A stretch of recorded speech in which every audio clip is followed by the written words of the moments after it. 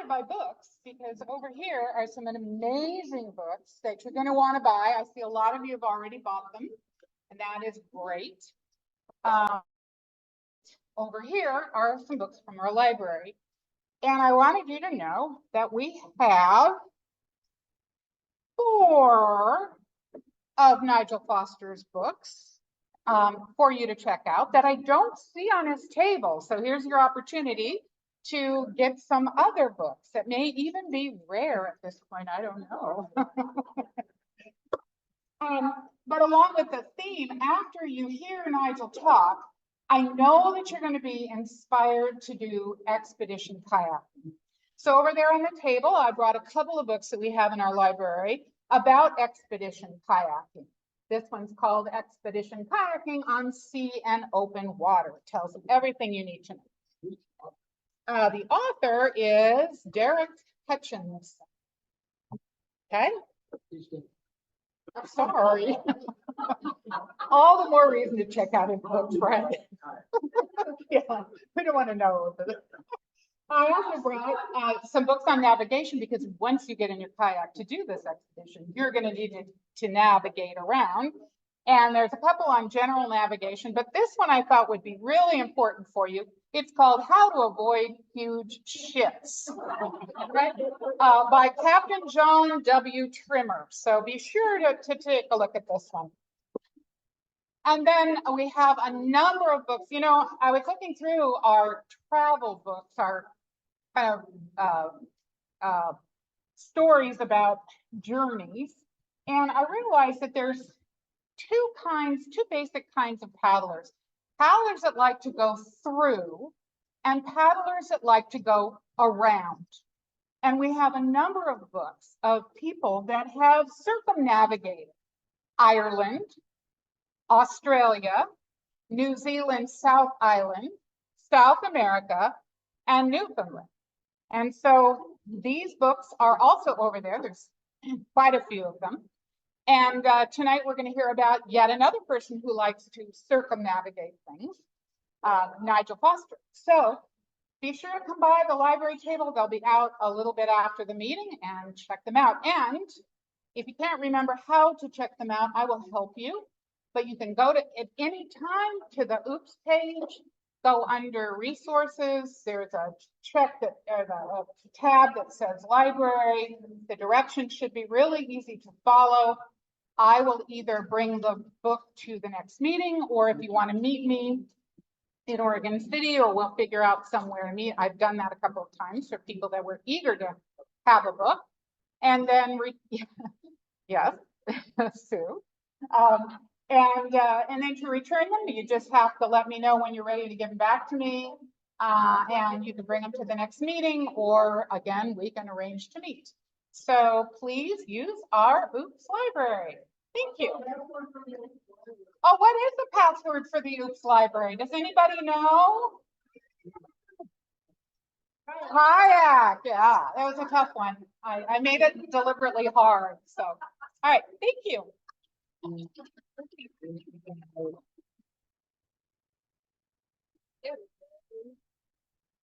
Hello, everyone. How many people are sore from gardening today? I'm looking forward to the rain tomorrow. Come on, raise your hand. All right, gardeners, stick together.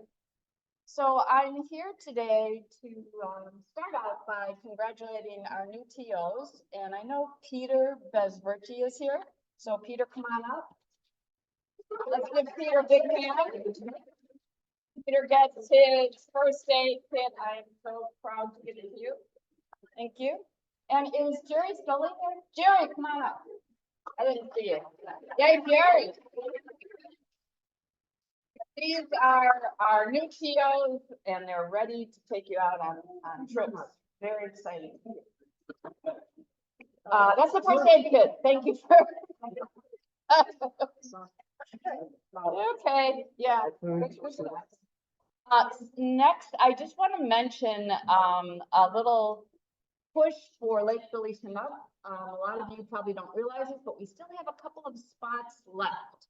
So if you haven't signed up and you're interested, go online to the calendar and look for Lake Felician Up and sign up.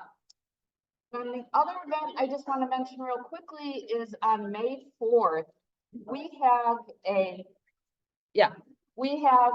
two events. In the morning, if you're a trip organizer, I'd like you to come out and become a wet exit certifier. We actually have 75 OOPS members who are not wet exit certified.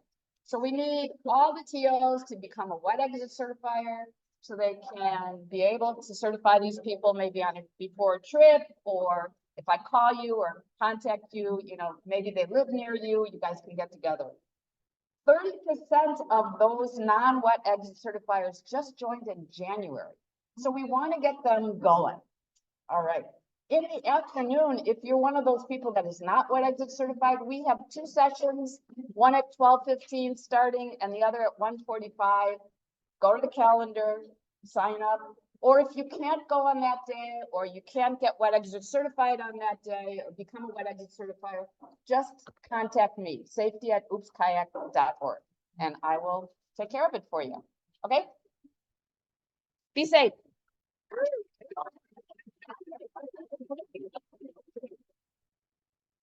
Oh, where is she? You want to say a couple words? Sure. Right, welcome Janelle, David, Ron. Event director.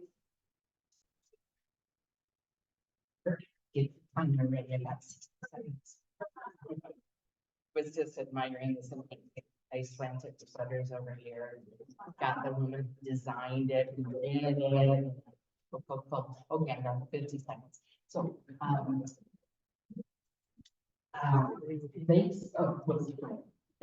Lake Felicia is all great. Alice had 2 more openings. Salt Springs Island, there are 40 who are signed up and another 20 who want to go. Amazing. Orcas is coming up. The sign up is May 2nd, but we need a few more TOs to be able to fully use that site. So Fred, we've got 7. We need maybe 2 more, Fred? Yeah, 2 more. So contact Fred. Registration is open for the approved TOs. And then for the general population, it's open May 2nd, 9:30. So we have to meet May 2nd, 9:30 p.m. If you have a family account, you need to. Okay, thank you. No, it's all been, I mean, you're not on me. That one? Thank you. All right, so we are honing in on beginning to hear from our honored guests this evening. First, I would like to welcome anyone who is new to OOPS. Can anyone who's first time new people, can you raise your hand now? Make sure that everybody's welcome. Say hi, welcome to that, tell them a fun story. Welcome new people. As you know, we have Nigel Foster tonight. We're really excited to hear from him.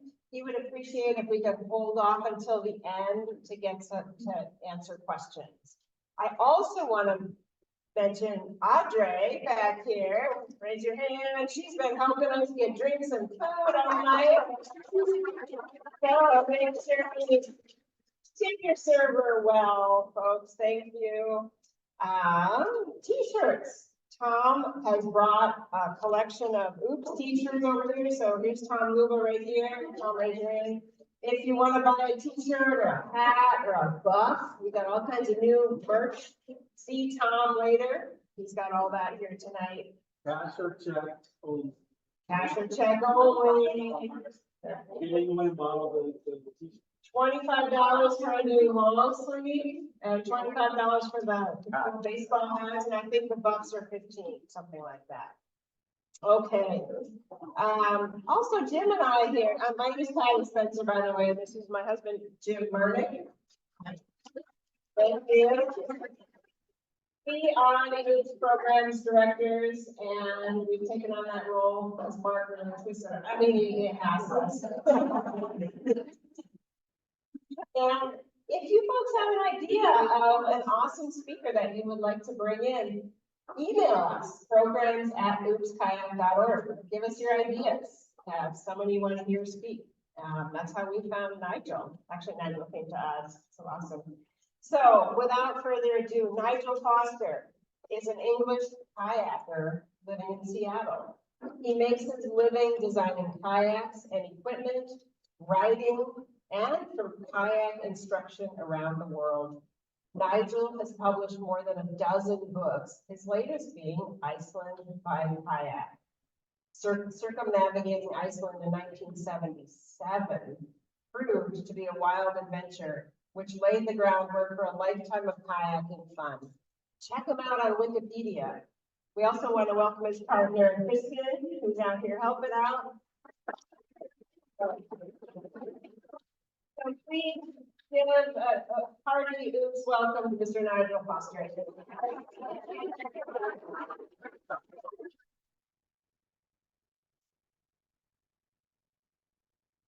Thank you so much.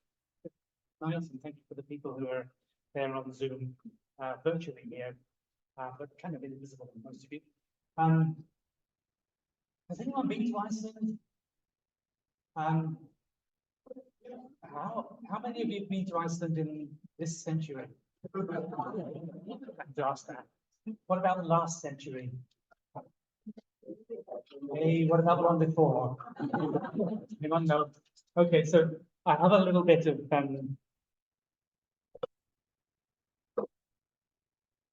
there's Iceland.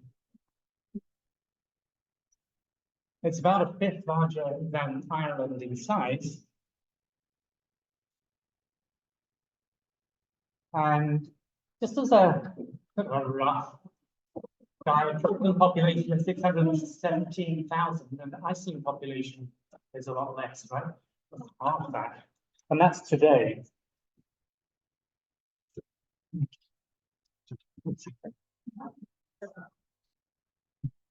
So in 1977, the population was only 250,000, but they had 75,000 visitors. That includes business visitors, people who wanted to go trekking.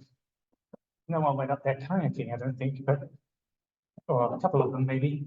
So for every 3 people in Iceland resident, there was fewer than 1 visitor. Now, in 2018, the population had grown to 350,000, and the visitors 1.5 million. And what they're expecting for this year, they're not really expecting any visitors, I don't think. They're expecting 2.5 to 3 million visitors.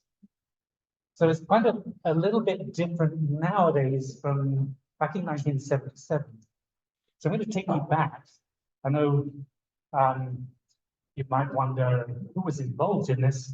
There was me, and there was a guy called Jeff Hunter, and there's a guy called Ian Matheson. Unfortunately, Ian had to back out through family reasons and left just 2 of us. I thought was about minimum for practical things like carrying kayaks off beaches, or there's all sorts of reasons why you don't want to go alone. So that makes it a lot harder. Jeff was an interesting character. He's a little bit older than me, and he was dating my colleague at work at an outdoor center. So I met him a couple of times, and Jan had sort of said, well, he's had this story he was telling me about how he got shipwrecked in Saltway Firth. Well, the story was a little bit more than that, actually. He was paddling across Saltway Firth because he'd grown up in the south of England, gone to a public school, a residential school, and his teacher, his craft teacher, had pioneered this new technique for building kayaks. And it involved stitching and gluing plywood. Pretty common nowadays, but it wasn't back then. And it started later than that. They started making dinghies, sailing dinghies out of stitch and glue and all sorts of things. But they're still making kayaks like that. Picnic kayaks, so do a lot of them. One day, there's the director of coaching for the British came walking in and said, I have this kayak. And he brought in a skin kayak that came from Greenland, from the east coast of Greenland. He said, make one of these using your new technique out of plywood. And his teacher, Ken Littledine, said, yeah, I think so. Leave it with me. So he designed this replica in plywood of the Angmak Salmon kayak from the east coast of Greenland, which was 19 feet, a little bit longer than 19 feet, and 19 inches wide, and a round cockpit, which floats a little bit so that you sat on the back deck and slid forward, you could get into it, come out the same way. If I sat in one when I paddled, then the back deck was completely awash. It's my weight with that design of kayak.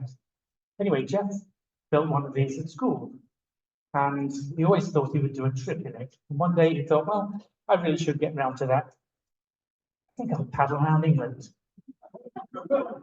So he did. He set up down the Thames and went up the east coast. Coming down the west coast, he paddling across the Solway Firth in, I think it was 1970 that he was doing this, broke his paddle. And in those days, you didn't carry spare paddles or sponges to get water out, that sort of thing. People were tough back then. So he got out of his kayak because he couldn't roll it with the two pieces of broken paddle, stowed away the smaller of the two broken pieces, climbed back in it again, rolled up with the longer piece, and tried to carry on paddling. He said, the sea wasn't really rough, it was just a bit lumpy, but I couldn't see land. And paddled with that for some time until he saw a buoy in the fog, and he paddled to the buoy, but he couldn't really get to it because the wind was pushing him off course. The kayak was waterlogged in the front, out. So he hopped out of his kayak, tied the painter to his waist and swam to this buoy, then spent a considerable amount of time trying to climb onto it.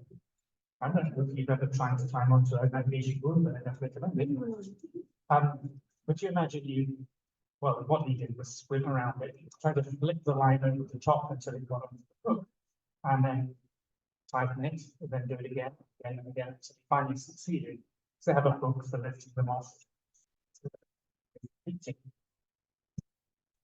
Anyway, he managed to get onto the top, tied the line to this hook, and of course, the boy used to look backwards.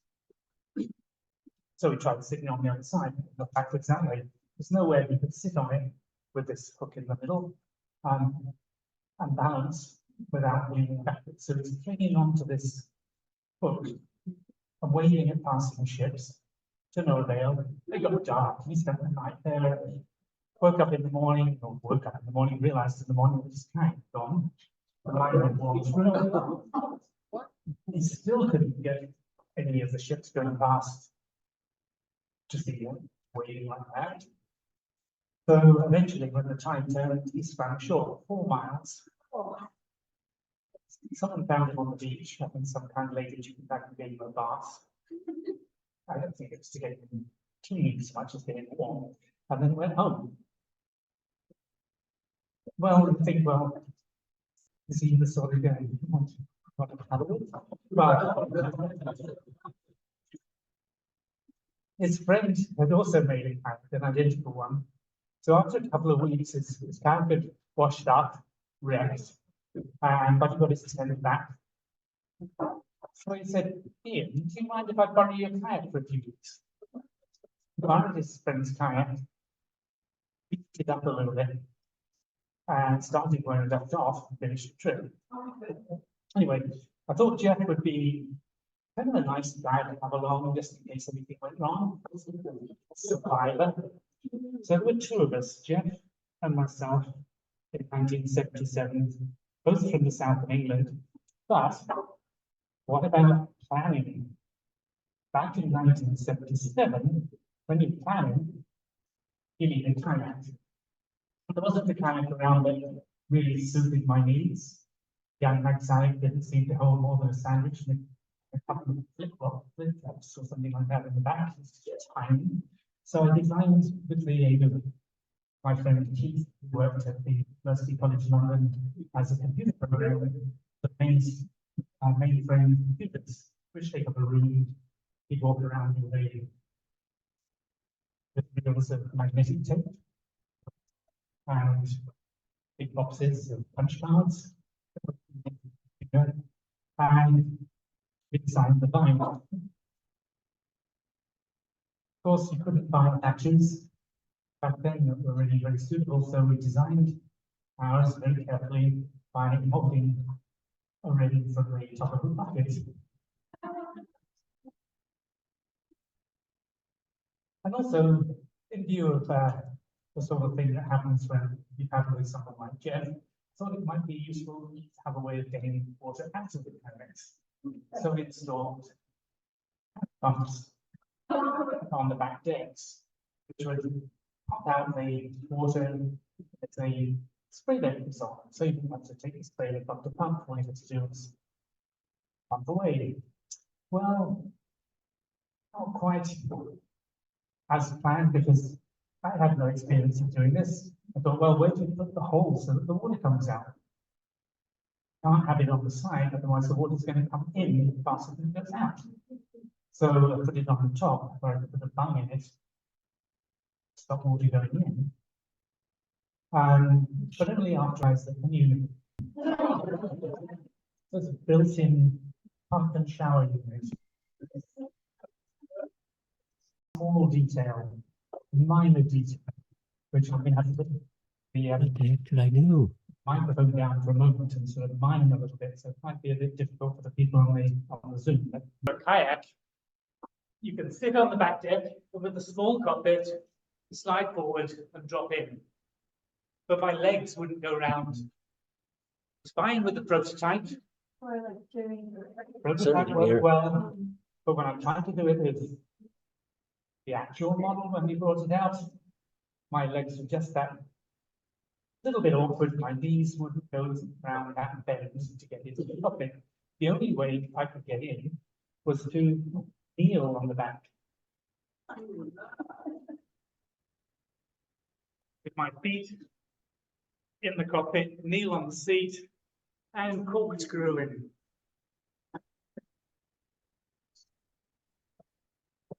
If I did that, it was very comfortable inside and very dry because it's a small cockpit, except for the water that came in other ways. Getting out wasn't quite so easy, especially in dumping surf on the south coast when you're trying to get out in a hurry and bang, face plant again and again and again. Anyway, I'm tense. This is high tech. In those days, starting to get nylon tents. Nylon was so much lighter and easier to dry than canvas. So we had these nylon tents. We didn't take the inner tent, only the rain sheet. There's a reason for this. The beaches around Iceland places, we figured, especially on the south coast. So we thought we would set the tent, we'd have a place where we could change in shelter, and then put the ground sheet down, move the rocks aside to find a comfortable place to sleep, ground sheet on the top, and little tiny thin mattress of foam on the top of that, and then sleeping bag. And we should be cozy. I can do at this It point is to log worked out very and see well, if except that the tent I can didn't get last back for in. very long. The design by putting in sewing a flap all the way around the outside so that we could hold it down with rocks rather than having to put it in tent stakes. State of the art kayaking equipment, an anorak, which actually had a hood, didn't have a net, any kind of net, so water would go in the top and down the neck, and it has elastic around the sleeves, which did stop the water from going up and around like this, which is how we normally drain it. But whenever we lifted an arm above, the water came down the inside and into the kayak. which then meant we had to raft up and come out and have a cold shower. So it was kind of a cycle of things. Also a neoprene sprayer, which is pretty good, and a wool hat.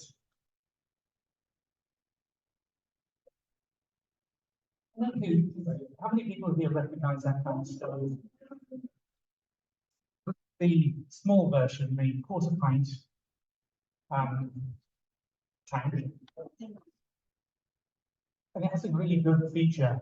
When you light it up, you put the fuel in the little tray, you ignite it heats up the works, and then you get a jet of fills that pressure, and then you release the pressure and it lights up with a roar with a nice purple flame.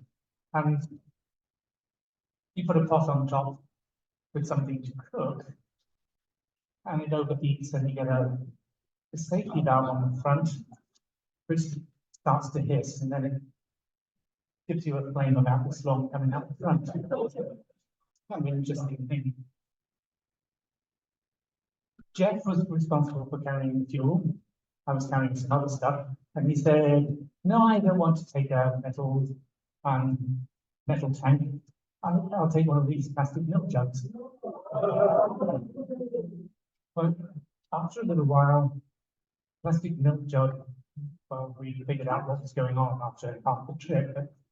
The milk jug was dissolving in the gasoline, and the gasoline was burning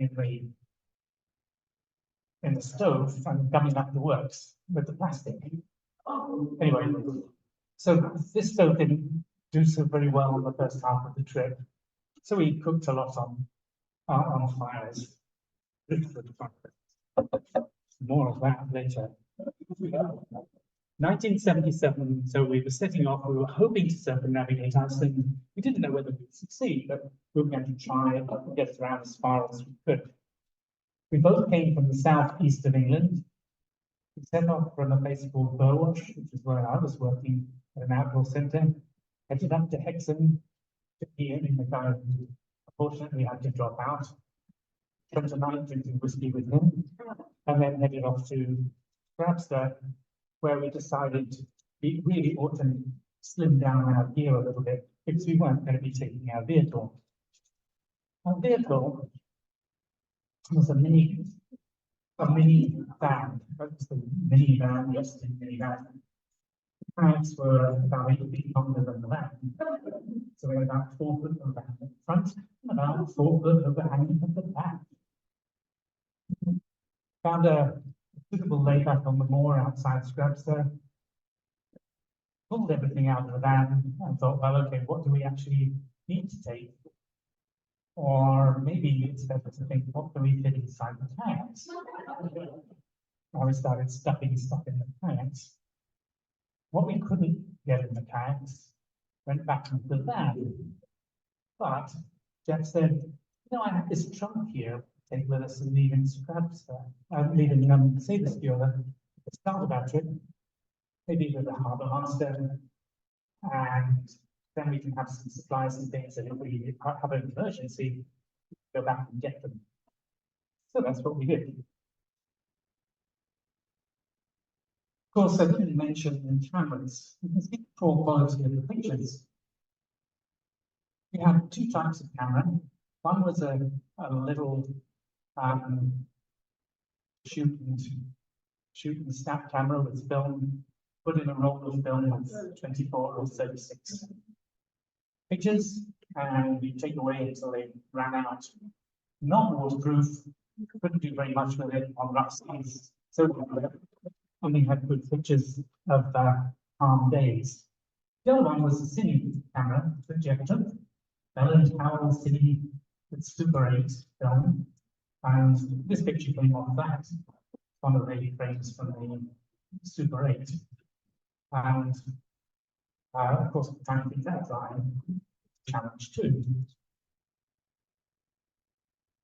Caught the very first ferry season, Scrabster, up to the Faroe Islands, Small ferry, pretty much the size of the ones that go around the Southern Islands. And about as stable, no stabilizers. Up to say this deal when we're going to start that trip. Coming in to say this deal at the entrance, when I realized, well, what have I let myself in for? This looks a bit chilly up here. No one told me it was going to snow.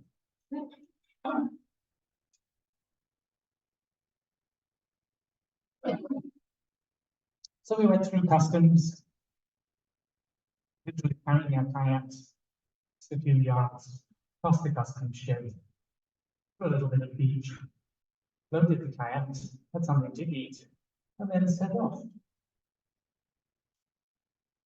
We're going to go around clockwise.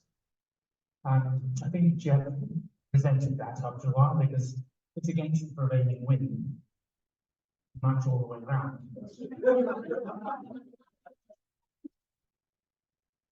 On the other hand, we did have the current to our advantage because the Gulf Stream pushes up westwards along the south coast, and the Greenland current coming down the eastern coast, it goes from there and goes along east. We did have some advantage.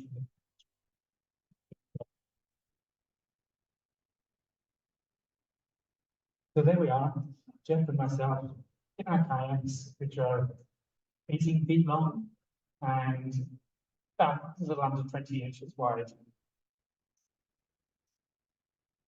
With a cockpit that makes you face plant and you get out. The East Coast, I'm going to skip around a little bit on the way and miss out bits to read more about it in the book, but it's probably easier for me to explain one or two stories.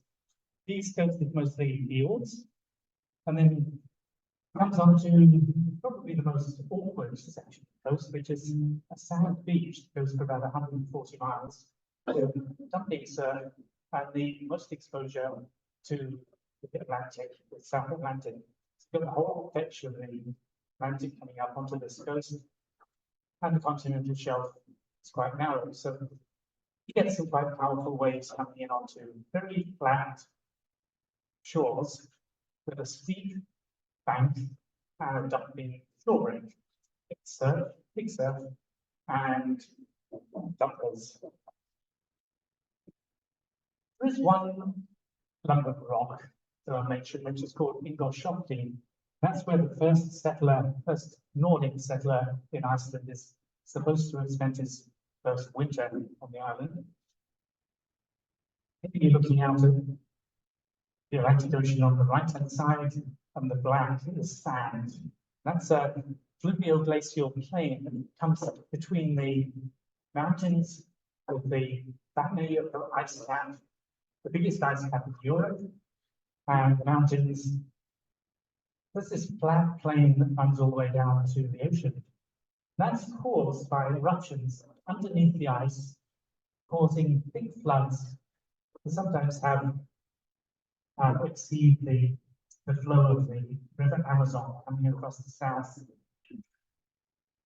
Where the ice melts, carries big chunks of ice and big rocks, a lot of debris out into the Atlantic Ocean. But some of these eruptions and glacial floods extends land for up to 2 kilometers farther than it was before the eruption. So it can be quite interesting things. So it's not a good place to live just right there. A little bit vulnerable. So it was a big section of coast where we weren't going to see people. Ingolshoki is a lumber block, as I said. We camped on it, but we found there was a shipwreck shelter on the top with a turf roof, sheep wandering around on the roof, and a couple of bunks inside. So they said, well, why don't we shelter in there? The Arctic skewers were bombing us, and the great skewers kept on dive bombing us whenever we were outside. But Jeff said, you know, better to shelter inside where they can't get us. Still a fouling net. In Iceland, the Faroe Islands, they they gather and collect and eat puffins. Thousands of them. So they're a very common bird there. We have these fouling nets, which are a little like a cross stick. So if you imagine a lacrosse stick, which is about 15 feet long, with a butterfly net on the end, they lay it out on the cliff top. I've watched them do it. They lift it up into the air, give it a little twirl, come back down, one puffin, do it again, another puffin, do it again, another puffin. Just very hard, it's going to be easy. I go off and catch a couple of birds. I say, well, I'll cook you a curry if you come back with something to eat. So off he went, looking very happy, came back, unhappy. I said, what's up? He threw down 2 gulls onto the grass in front of me. And I looked at him more closely, got this goo in his hair. I said, what happened? He said, well, I tried looking at the net and it wasn't working, all the birds flew away. So I thought, well, if I climb up this little bit of cliff, when I get to the top, should be able to just sort of reach out and snag 1 or 2 of the birds at the top. So it'll be down. So I was climbing up the cliff, and I think past this bird vomited at me. And the bird was a fulmar. I don't know if you know about fulmars, but they're tube nose, one of the albatross family, and they live up in the North Atlantic. And they just lay 1 egg, and they protect it very well by vomiting on anything that comes close with this really obnoxious oil, which so when I stopped laughing, Jeff mentioned got his soap and stomped off down towards the sea to try and wash it off. Wasn't successful. Sharing a tent with him in the days afterwards, it lasted about a week before he got rid of the smell. But he had the last laugh because have you ever tried plucking a seagull? Start pulling the feathers out and seem to be regenerating as you pull them out. There's more and more and more of them. And you end up in this like a snowstorm of little bits of confetti coming all over the place, and then it's sort of settling. And then you look at the bird, and it doesn't look as if you've even started. So I thought there's got to be an easier way than this. Maybe I'll skin it. So I chopped off the head, cut down the chest, through the skin, and started to, you know how you peel an orange and just the slide fingers between them, the segments of orange, and let out a loud squawk. And I thought, I dropped it and looked at it and thought, no, it can't really be still alive. Come on, what's going on here? I picked it up and started again, and it did the same thing. And I was so focused on what I was doing that it was only then gradually became aware of another sound.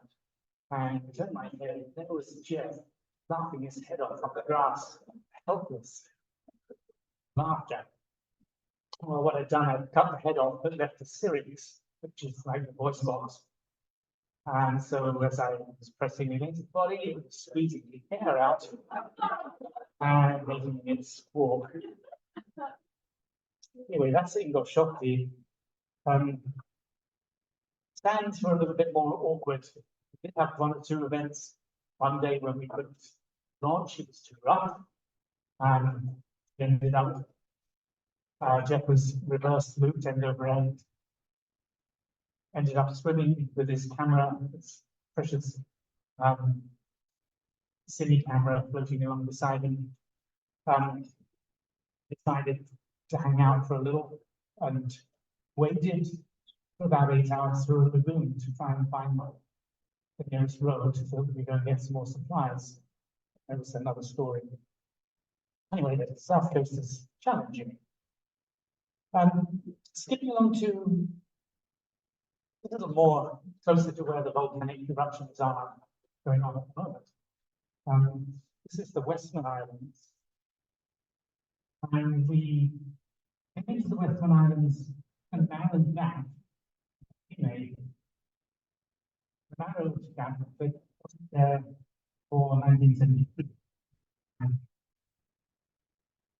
Right on the southern end of the active line across Iceland.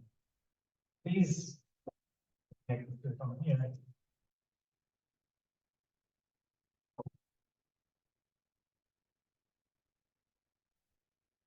There.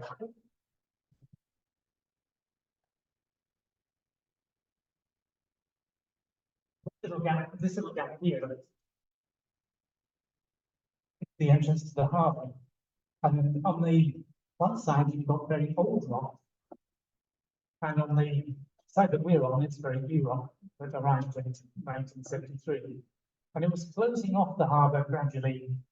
Icelandic people were trying to spray with water in front of the lava to try and deflect it so that it didn't ruin their harbour. And it stopped right there. We came round and found this little beach, tucked in there, a little bit of privacy, set up the tent, climbed in, and it was hot in there. Well, discovered that this is one of the few places that had underfloor heating installed. So I can highly recommend it. It's a wonderful thing to have this warmth coming from underneath. So in the morning, we were fast asleep. Drowsy, warm, comfortable, and suddenly there was this sound and the tent opened, and I stuck in. And sort of propped myself up on one elbow and looked and innovated. And there was suddenly this great big fat camera lens aimed at me. And this voice saying, "Good morning, my name is Sylvia Jonathan. I'm from the local press. Mind if I take your click, click, click, click, click, click, click, for the paper, click, click, click, click." So we appeared in the national paper.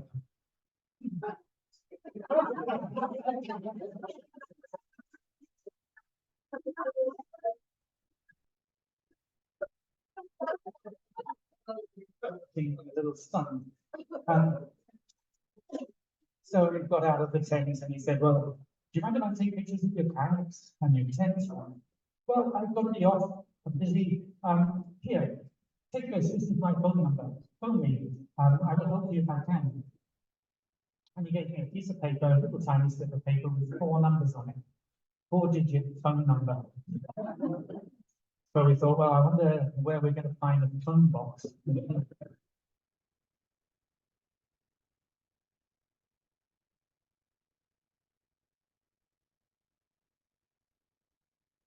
did a little walking around while we were there. We were interested in Elfell, the volcano that had erupted just a couple of years earlier in 1973. And it was steaming and smoking all over the place. And if you look down into cracks in the rock, everything was glowing. People were baking bread in hollows close to the town. Inside the lava, there's lava pools. And see where the lava had come halfway through the town, burying half the town, and then stopping. And when we walked through, it's like in the town centre, like here, we walk up the road a few yards, and there's a wall of rock with bits of houses. So a lot of people got had their houses buried, and they were rebuilding. They were also laying pipes up the mountainside, pumping water up, which would heat and then come down and would heat the new houses that were being built.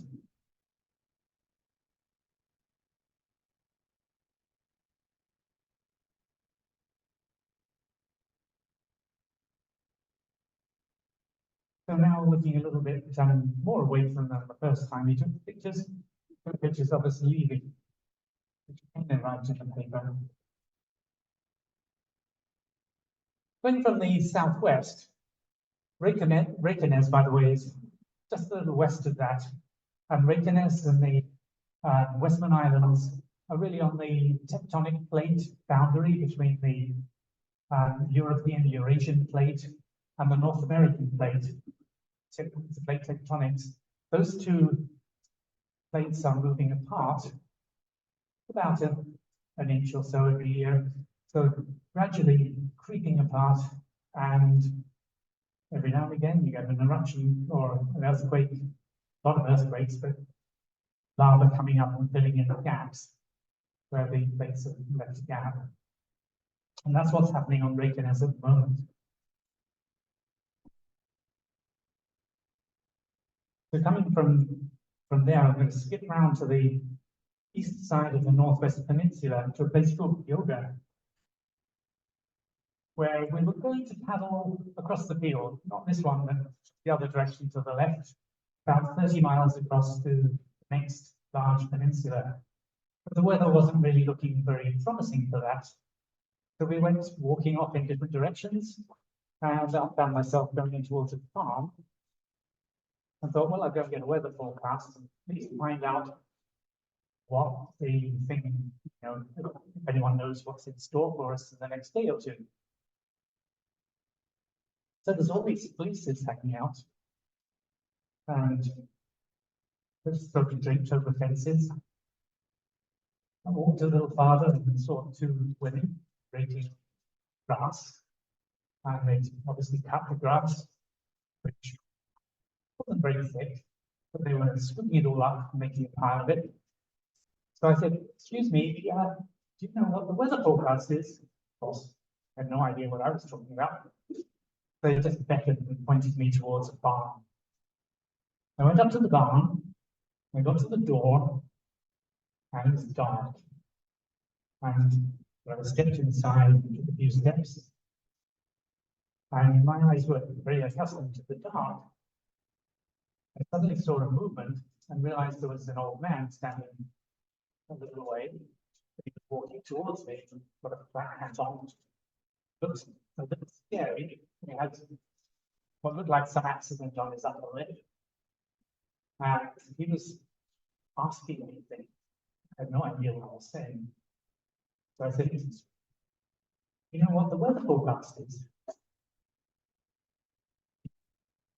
Understanding it at all. And I didn't understand what I was saying. But I felt a little bit intimidated. Then I saw another little movement and realized that he wasn't alone in there. There were about 3 or 4 other guys who were also slowly moving. So I felt quite threatened. I said, oh, it's okay. Thank you very much. I'll leave. And I turned to leave, and the voice came, stay. There will be someone who can speak better English. He comes now. So I'm waiting. And this old man came right up to me. He was still asking me questions and very engaged in his eyes leaning on me. And then got out what looked like a can of oil from his pocket and offered it to me. And I said, hey, thank you. And then he poured wiped his nose, poured a huge mound onto his hand, sniffed it up, and then saying to the other nostril, he snuff, which accounted for what I'd seen on his upper lip. Anyway, he was a handsome guy. That's Axel on the left, and one of his sons. So the weather forecast was bad, and the guy said, well, Axel says, if you come back tomorrow at lunchtime at about 1 o'clock, you can get forecast for tomorrow. I said, it won't be good till then, maybe not for longer. So we thought, well, I went back to the tent. Next day we came back in again, and we went in to have the weather forecast, to listen to the weather forecast in the house, and they sat us down at the table and brought us coffee and something to eat.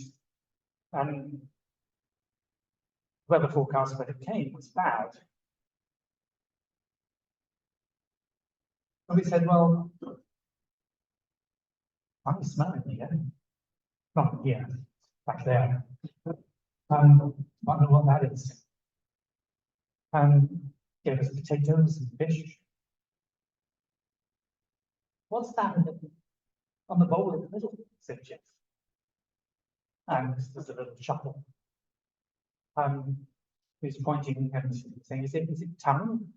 Or, and then he went like this, which they understood. They brought a pen and paper and he started drawing cows and tried to draw a seal. Couldn't figure out what it was. Anyway, they encouraged him to try it and popped in a little piece in his mouth, and I thought it was going to die. I think it must have been worse than his experience with the former. Anyway, never did figure out that year what it was. We worked on the farm the next day, trying to do a little bit of helping with the bringing in the hay, and got to know a little bit more about the farm and the way that they keep their sheep and what they do with the wool, and how they prepare it to make sweaters, things like that. But on the way out between where we were camping and where the farm was this drying shed with fish in it. And it also had something else that was a little odd meaning in there. We could never figure out what it was. And we'd like to ask. But it wasn't fish, because that's what the drying fish looks like in Iceland. They're hanging out to dry. In 1985, when I was there taking a group hiking around the Northwest Peninsula, we met two guys in a field quite close to there, and they were the only house in the field. They woke us up at about 4 o'clock in the morning saying, would you like fish for breakfast? And they brought us sea trout from they'd been netting in the lagoon just behind where we were camping. And we were very grateful, and well, would you like to come back for coffee? So, well, I'm up, I'll go with them. So we went back with them, and we got to the door of the kitchen before suddenly he turned and said, oh, no, this way. And we went back out again and down to the drying shed. He opened up the drying shed, and it was full of chunks of meat, like the stuff that was hanging in Axel's little drying shed. Then, oh, this is interesting. He picked up a chunk of it, cut a slice off, and held it under my nose. And I was nearly sick. It was putrid. They catch Greenland shark. Greenland shark can grow up to 40 feet long. And they bury them just there on the beach, in the pebbles, and leave it for about 6 months. And then they come back, and they're sure it's dead. And they dig it up again, and they cut it into pieces, and they hang it in the drying shed, which is very smelly. And then they take it out, cut it into little pieces about cubes about an inch across, and they hand it out to passing kayakers.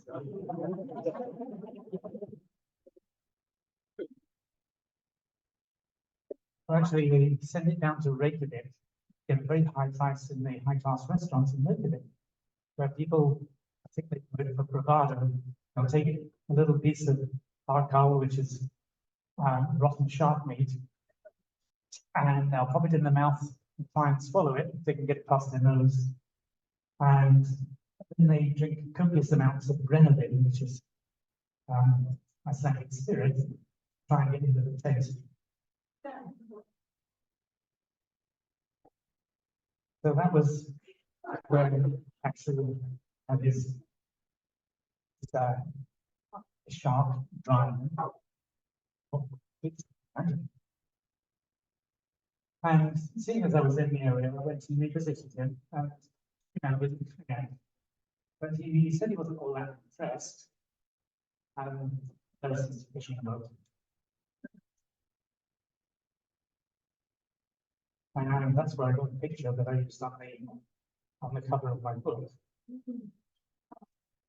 Jeff talking to Axel before we left.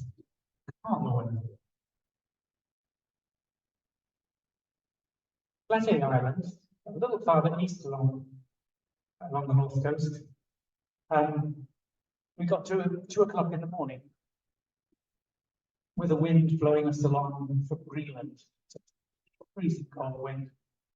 And came around into the little harbour, pulled the kayaks up, and it was the bleakest spot I could imagine. Changed as quickly as we could. Put up the tent, put lots of rocks around it because it's very windy, and settled into the night. Woke up in the morning, and there were some people outside, and they were from the little fishing boats that were in the harbour. And they said that they used to live on the island. The island is uninhabited now. But they come back to have holidays there sometimes, and they're trying to renovate the old house that they live in. Everyone has moved out of Usa, rather down the coast. So at that point, walked into, decided again we wanted a weather forecast because it seems particularly promising. And the guy said, well, come back to the house and we'll get a weather forecast. And radios. So we waded grass and arrived at the house, soaking wet. And get to the front door and you take your shoes off. That's only courteous. But my socks on there are pretty falling apart and soaking wet, and my feet underneath covered in little bits of wool, and what they look like white fleas. So I thought, well, just for decency, I'll leave my socks on. So I went in there and they handed me a towel to dry my hair and my face, and sat down. And the whole family was there with 3 generations, all interested to find out what we were doing and where we were going. As the old man, the grandfather of the group, was sitting by the stove, it's probably around my age, but old one then, sitting by the stove, keeping warm and keeping silent. So after watching for a while, and talking for a while, got up, he walked over to me.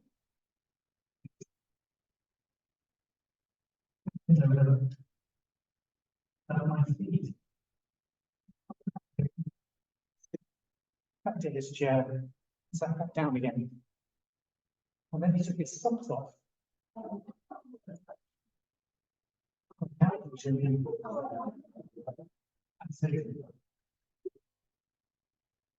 took my socks and hung them on the stove. I was very touched. When I got up to leave, eventually, he told me to keep the socks. He handed me mine, and I rubbed them together stiffly and said English wool, and everybody laughed. So I like this means. So if you want to have a look, they have his initials on the top. So what's left of them now, I still have, and I treasure them. Thought that was such a heartwarming thing. And it was pretty typical of how we were treated in Iceland all the way around. People there were very kind, very helpful, very generous.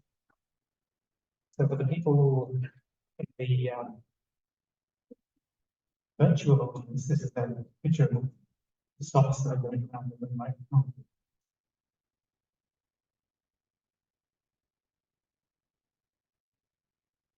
So we said goodbye. The weather forecast was bad, so they said they had to leave quickly before the storm arrived.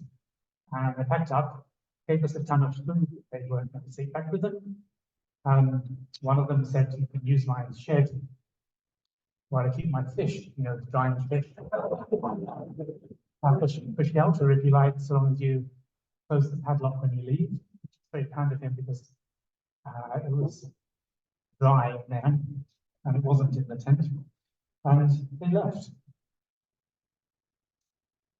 about 5 days later, the storm subsided, and snow and sleet, hail and strong winds, pretty wild. Everything was sunny again, with fresh snow on the mountains opposite.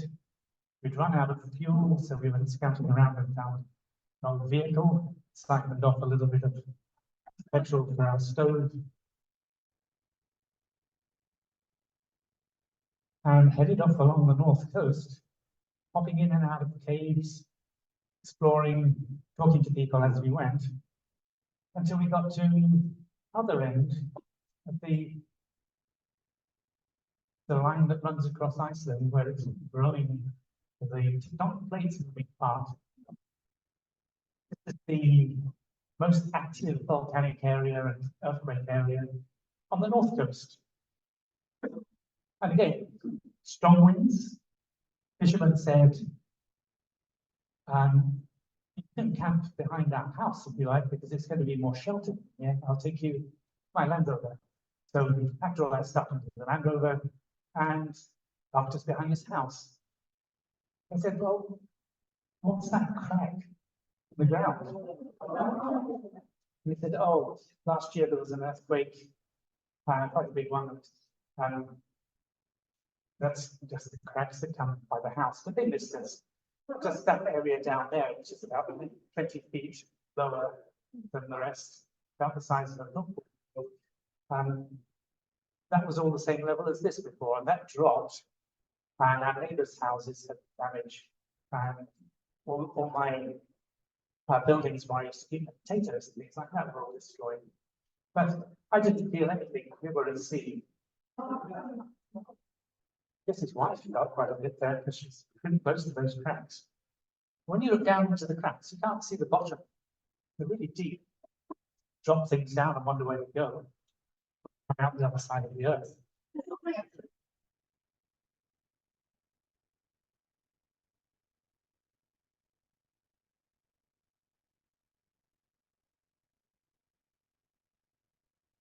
So we made our way along the north coast to the northeastern point,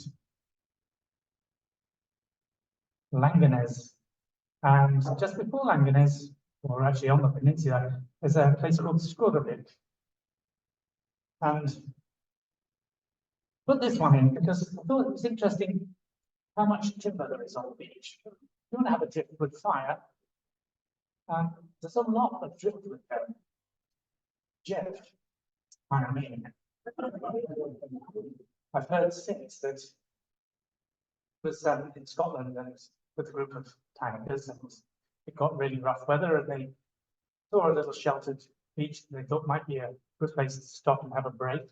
They landed, they fire, driftwood everywhere, and people were warming themselves in front of the fire. And suddenly you look around and fire was burning behind them as well.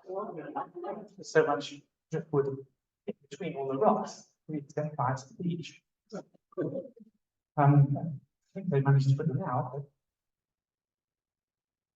what puzzled me was they don't have any trees in Iceland. Where did all these logs come from? What do you think? Well, Norway, or Siberia, North America. They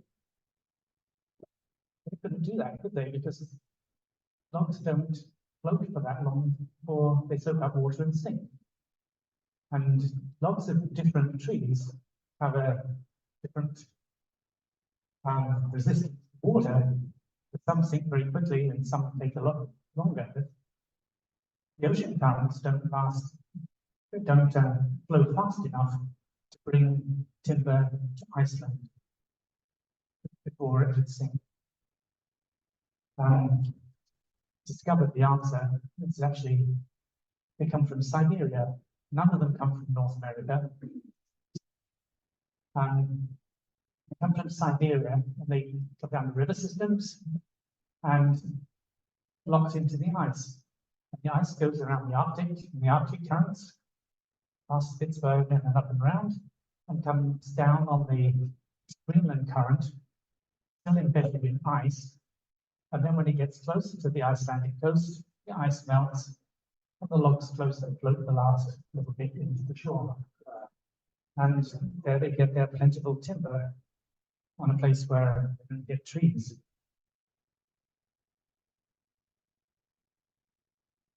So coming down the east coast, we were on the home run.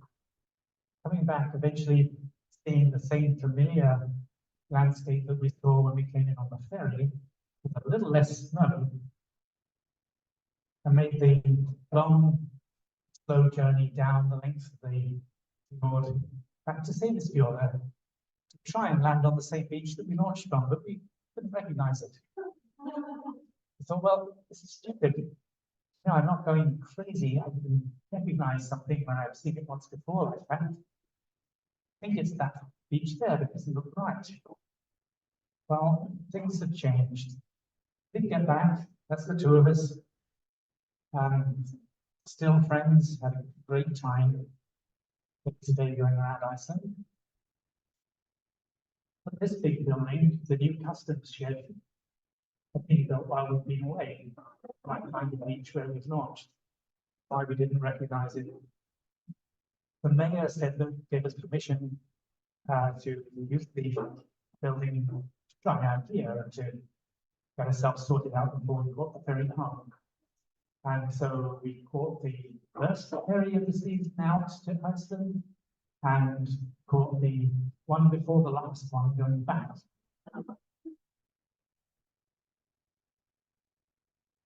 And I started writing. And 46 years later,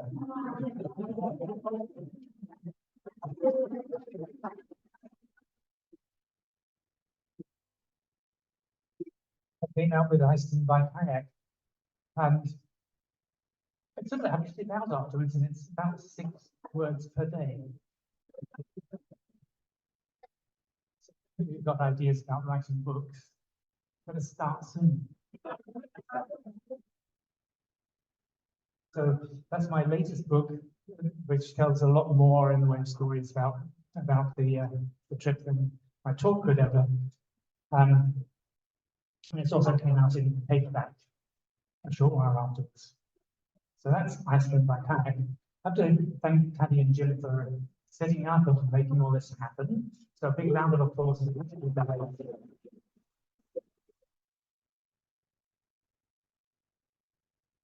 And also to Andre at the bar here. Thank you for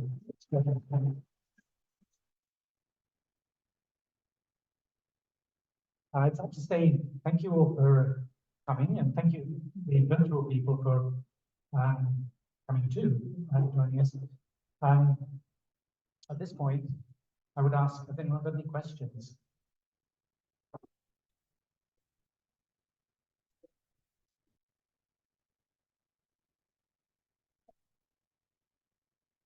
So the question was, how long do we have to do the trip, and when do we think of it? It came about, the idea came about the year before, when I was paddling up in the Outer Hebrides of Scotland, paddled across from Skye, about an 18-mile crossing to the Outer Hebrides, and ran into a group of kayakers. And you never ran into groups of kayakers back then, just sort of paddling around. One of them I recognized was Ian Matheson, and he was paddling with Colin Morlock, who had organized the Nordkapp expedition previous year, which went up from the Arctic Circle up to the northern tip of Norway, and very well publicized. I was very curious about it, so we all went into the local Loch Maddie, found a place, sat with pots of tea and toasted tea cakes, and talked about expeditions. Then Dave and I paddled back in the dark back to back to Skye, which is where we kept our tent. When I got back, I looked in the atlas, and in the atlas to see where they'd been up the coast of Norway, and noticed there was a little inset map of Iceland, and I thought, looks interesting. I said, how about going down Iceland next year? And Dave, who I'd been paddling with up in Scotland, said, he just laughed. So, nonsense. That's how the idea came about. And I gave myself 3 months That was what I could get off from work, I just take on a new job, and they gave me leave of absence for 3 months to do it. To have to fit in there, including the ferries and everything else. Somebody hadn't finished, we would have to have made our way back to the ferry and not the ferry anyway. Last ferry. One we caught was the last one we could catch back, still getting back to work on time.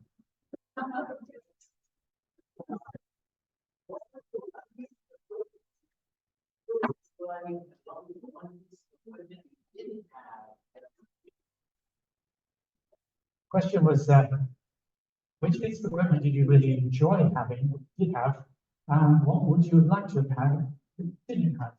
Well, probably the thing that was nicest to have. One of my prized things was a sweater like the one I'm wearing that was given to us earlier in the trip.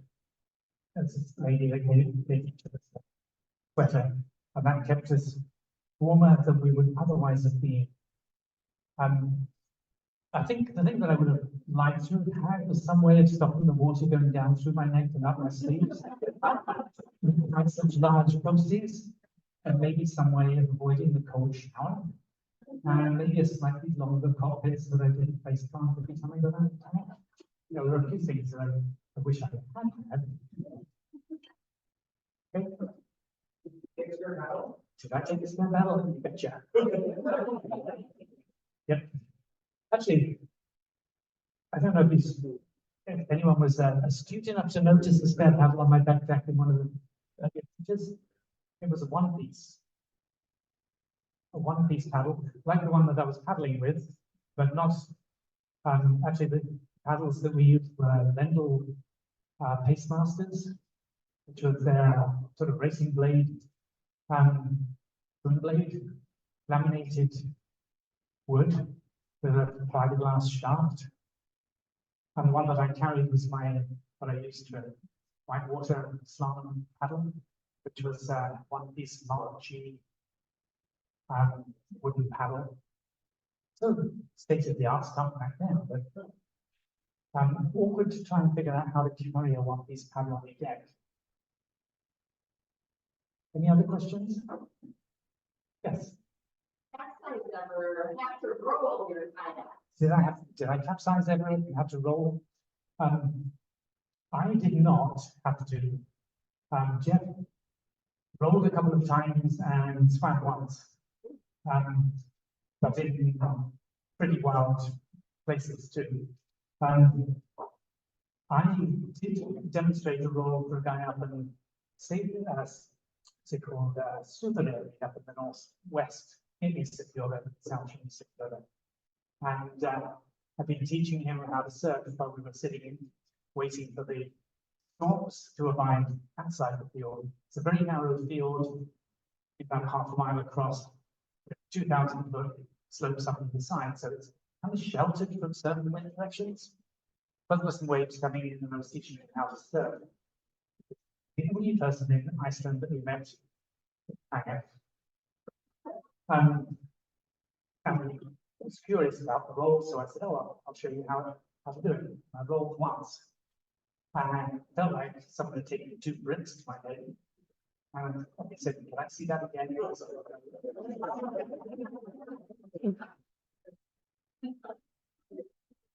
was your water and air temperature?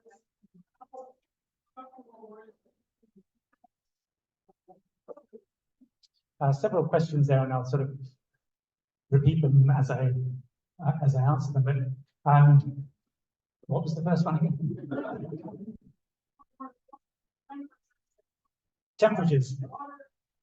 Air temperature and water temperature. Actually, it's not so very bad. I mean, I would say that my land clothing was normally a pair of jeans, sometimes with thermal underwear, and my Icelandic sweater, sometimes with a fleece underneath it. On the water, when we saw what I was wearing on the water. But I'd say that it got very cold a lot of or I got very cold a lot of the time. More because we were wet so much, and it was windy all the time. So we had quite a lot of chilly moments, but I'd say not so very different from here, really. I wouldn't go swimming because I hate swimming. I wouldn't go swimming by choice in the water there. But I don't suppose it's very much colder than it's okay.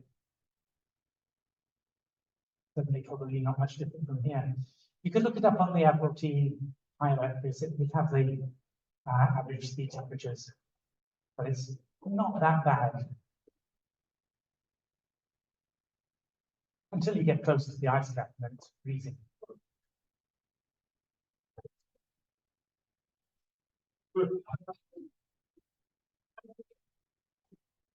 Fresh water and food. Well, food, we planned to drop into little villages whenever we ran out of food, buy stuff. Unfortunately, we could only buy, we wanted jam. They had tubs of jam, but they were big tubs that would barely fit into our kayak. If you wanted vegetables, you could buy cabbages, which again were quite large.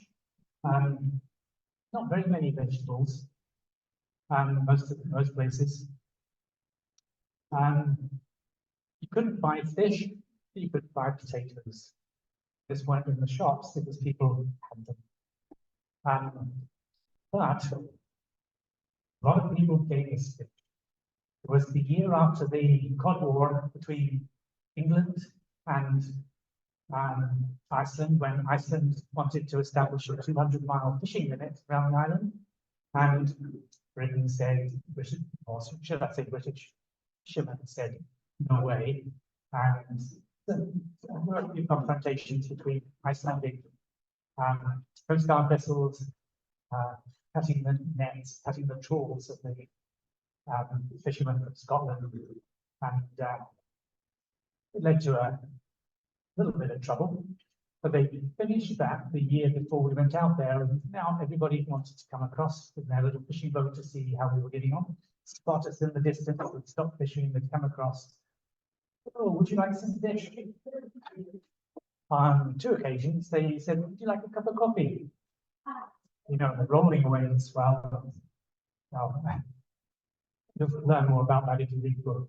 But we get quite a lot of things given to us by. And when we landed places, we were often invited in to have coffee, which usually entailed a meal. So we actually ate quite well. But the plan was to buy food as we went around so that we could actually interact with people. Yes. How would you characterize the natural?